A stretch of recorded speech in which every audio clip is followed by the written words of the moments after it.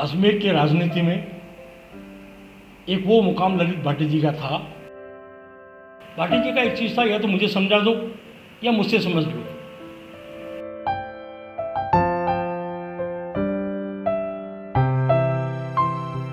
ललित भाटी जी सुलझे हुए विचारों की पूरा अध्ययन करते थे।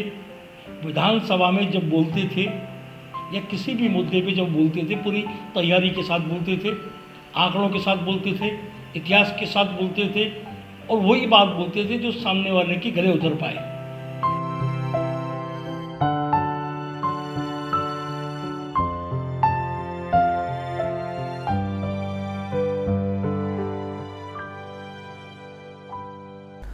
नमस्कार, मैं मोंटी राठौड़ और आप देख रहे हैं एसकेवी न्यूज का खास एपिसोड बात सियासी किस्से की। यानी हर वो किस्सा जो सियासत से जुड़ा हो, सियासी लोगों से जुड़ा हो और जो भविष्य की सियासी संभावनाओं से जुड़ा हो। आज हम आपको पूर्व मंत्री ललित भाटी से जुड़े किस्से बताएंगे कि ललित भाटी जी का जीवन कैसा था, व्यक्तित्व कैसा था और कोहली समाज में उनकी क्या भूमिका थी। सियासत के गलियारों में वैसे तो ललित भाटी को किसी परिचय की जरूरत नहीं है। सर्वप्रथम भाटी ने सन 1985 में विधायक निर्वाचित होकर सबसे युवा मंत्री के रूप में अपनी राजनीतिक पारी की शुरुआत की थी। इसके बाद 1998 में वे अजमेर पूरब यानी अब दक्षिण से विधायक बने। कांग्रेस संगठन में भाटी विभिन्न पदों पर रहे। प्रदेश कांग्रेस कमेटी में महासचिव के पद पर थे और मुख्यमंत्री अशोक गहलोत के सबसे नजदीकी माने जाते थे। उद्योगपति व बीड़ी व्यवसायी शंकर सिंह भाटी के पुत्र ललित भाटी की पहचान कद्दावर नेता के रूप में रही। वर्ष 1985 में केकड़ी विधानसभा क्षेत्र से जीते और कांग्रेस सरकार में उप मंत्री रहे। भाटी वर्ष 1998 में अजमेर पूरब से विधायक भी रहे। वह पीसीसी में सचिव व महासचिव पद पर भी आसीन रहे। कांग्रेस के तेज तर्रार नेताओं में से एक भाटी की राजनीतिक, आर्थिक और शैक्षणिक मुद्दों पर खासी पकड़ हुआ करती थी। तत्कालीन नगर सुधार न्यास में बतौर ट्रस्टी उनका कार्यकाल शानदार रहा। उन्होंने केकड़ी सुरक्षित विधानसभा सीट से सन 1985 में चुनाव लड़ा था तथा बीजेपी के गोपाल परचेवाला को हराया था। राजस्थान विधानसभा में उनके बोलने से प्रभावित होकर तत्कालीन कांग्रेस सरकार में मुख्यमंत्री शिवचरण माथुर ने उन्हें चिकित्सा महकमे में उपमंत्री का दायित्व सौंपा था। सन 1998 में अजमेर पूर्व की सुरक्षित सीट से वे चुनाव जीते तथा भाजपा के श्री कृष्ण सोनगरा को पराजित किया। साल 2003 में कांग्रेस ने उन्हें भाजपा की अनीता बघेल के सामने मैदान में उतारा पर वे चुनाव हार गए। वर्ष 2008 में कांग्रेस ने उन्हें टिकट नहीं दिया तो एनसीपी के बैनर तले उतरकर कांग्रेस के अधिकृत प्रत्याशी राजकुमार जयपाल के लिए परेशानी का कारण बने, लेकिन अनीता बघेल से हार गए। विधानसभा चुनाव 2018 में कांग्रेस ने उन्हें टिकट ना देकर उनके छोटे भाई हेमंत भाटी को अधिकृत प्रत्याशी बनाया तो वे बगावत पर उतर आए। लेकिन मुख्यमंत्री अशोक गहलोत तथा पूर्व पीसीसी चीफ सचिन पायलट की समझाइश पर मान भी गए तथा अपना नाम वापस ले लिया। उन्हें छोटी उम्र में ही राजनीति की गहरी समझ थी। भाटी ने अजमेर से दैनिक रोजमेल का प्रकाशन कर पत्रकारिता में भी दखल रखा। दिवंगत भाटी अजमेर के सुप्रसिद्ध उद्योगपति रहे शंकर सिंह भाटी के पुत्र थे। राजस्थान और देश के कोहली समाज पर उनकी गहरी पकड़ थी, जो कि कांग्रेस का ही एक वोट बैंक माना जा रहा है। भाटी के निधन से अजमेर में कांग्रेस को अपूर्णीय क्षति हुई है।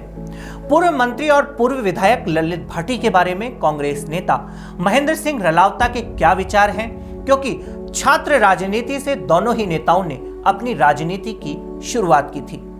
आइए सुनते हैं ललित भाटी के लिए महेंद्र सिंह रलावता के विचार। अजमेर के राजनीति में एक वो मुकाम ललित भाटी जी का था।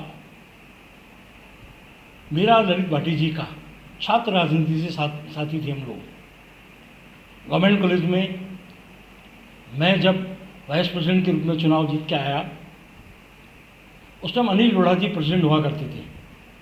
और अनिल लोढ़ा जी ने अपनी कार्यकारिणी के अंदर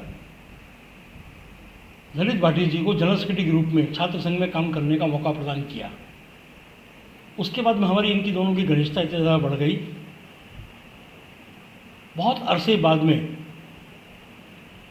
एक सुलझा हुआ व्यक्तित्व का व्यक्ति जो एक सोच लेकर राजनीति में आया था,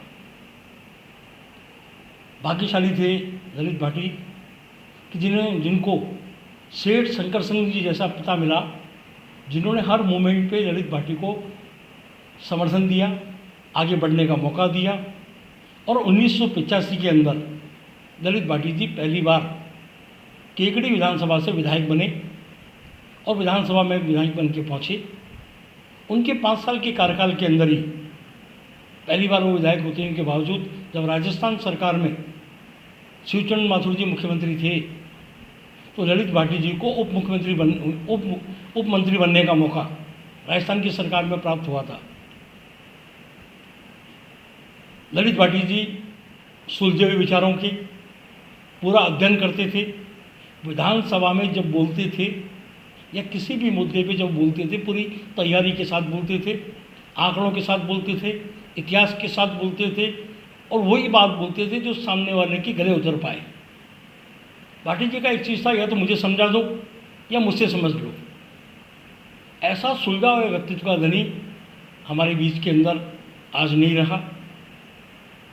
जब वो अजमेर शहर से भी विधायक बने और विधायक बनकर जितने उन्होंने काम किए, मैं आज भी आपको बताना चाहूँगा कि अगर गुगरा घाटी पर पानी की टंकी का कोई व्यक्ति ने काम किया तो ललित भाटी जी ने किया। दाता नगर, हिम्मत नगर, इंदिरा कॉलोनी, वैशाली नगर, ये जो उपेक्षित जो इलाके पड़े थे जहाँ पानी के लिए लोग त्राही त्राही कर रहे थे, पहली बार इस व्यक्तित्व के धनी ने सुनियोजित तरीके से अजमेर के विकास को गति प्रदान की और अजमेर अपने एक गति के रूप के अंदर आया। बीसलपुर के पानी की योजना के बारे में आप और हम लोग सब मिलकर आदरणीय किशन मोटवानी जी के प्रति धन्यवाद देना चाहते हैं कि बीसलपुर का पानी मोटवानी जी लाए।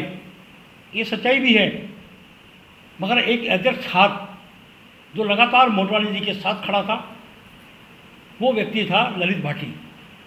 जब तक साइकिल के पहिए में दोनों टायरों में बराबर की हवा नहीं होगी तो जैसे साइकिल नहीं चल सकती वैसे विकास नहीं चल सकता।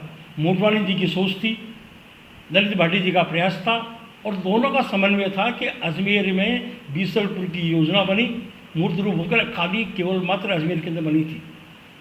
मैं आज भी बड़े दावे के साथ कह सकता हूँ कि ललित भाटी जी को उसके बाद विधानसभा के अंदर जाने का मौका प्राप्त नहीं हुआ। अगर काश ललित भाटी जी को अजमेर के अंदर विधानसभा में मौका प्राप्त होता तो वासुदेव देवनानी और अनिता बघेल के कार्यकाल के अंदर जो अजमेर का पानी हमारा जयपुर गया वो जयपुर नहीं जाता, क्योंकि उस आदमी के पास तथ्यात्मक रिकॉर्ड था, तथ्यात्मक बात थी।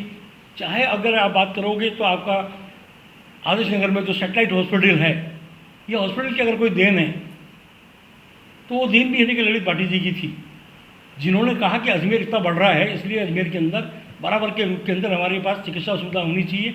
और आज जो सेटेलाइट का हमने जो स्वरूप देखा और सेटेलाइट के स्वरूप के साथ में आपने देखा कि कोविड में अलग से वहाँ जो वार्ड बनाया गया, ये सबका सब जो सोच, चाहे हमारे पास के अंदर आज चाहे अजय नगर के अंदर हो, चाहे यहाँ हो, जो चिकित्सा क्षेत्र में जो चीज़ें उभर के आई है, चाहे गुलाबबाड़ी में हो, ये तमाम सोच उस ललित भाटी की सोच थी जो मूर्त रूप में हमें साकार होकर आज अजमेर में दिख रही है। मैं ललित भाटी जी को, व्यक्तित्व को नमन करता हूँ, याद करता हूँ और विशेष तौर से आने वाले नौजवान पीढ़ी के लोगों से निवेदन करना चाहता हूँ कि जीवन में अगर तुम्हें आगे बढ़ना है तो पढ़ना पड़ेगा, तैयारी करनी पड़ेगी, सब्जेक्ट पे मास्टरी करनी पड़ेगी और जब मास्टरी होगी तो निश्चित रूप से मान के चलिए कि हम ललित भाटी के सपनों को अजमेर में हम साकार करने का प्रयास करेंगे। मैं अपनी तरफ से उनको विनम्र श्रद्धांजलि देते हुए अंतर्गण की गहराइयों से याद करना चाहता हूँ कि मैंने उन दोनों ने जीवन के कई अनछुए पहलुओं को अपने साथ में दिया है। ऐसा सरल व्यक्तित्व का व्यक्ति, इतना सहज व्यक्ति, इतने पदों पर आने के बाद में जिसके पास घमंड लेस मात्र नहीं हो, ऐसा व्यक्तित्व का धनी हमारे बीच से चला गया। अपूर्णीय क्षति है हमारे अजमेर की। और धन्यवाद देना चाहूँगा आज मोंटी जी को, इनकी पूरी टीम को, कि इन्होंने एक ऐसी श्रृंखला जो शुरू की है जिससे लोगों में जानकारी हो। इस चैनल की भी सार्थकता है कि जो आम जनता तक अपने जनप्रिय नेता की बात को पहुंचाने का जो प्रयास कर रहा है, इसलिए उनको, उनकी टीम को, पूरे साथियों को मेरी तरफ से बहुत बहुत धन्यवाद। उम्मीद है यह एपिसोड आप पसंद करेंगे। बात सियासी किस्से की। अगली बार हाजिर होंगे किसी और सियासी इतिहास, सियासी शख्सियत या फिर सियासी संभावनाओं के साथ। तब तक के लिए दीजिए इजाजत। नमस्कार। और हाँ, वीडियो को लाइक और शेयर जरूर कीजिएगा। धन्यवाद।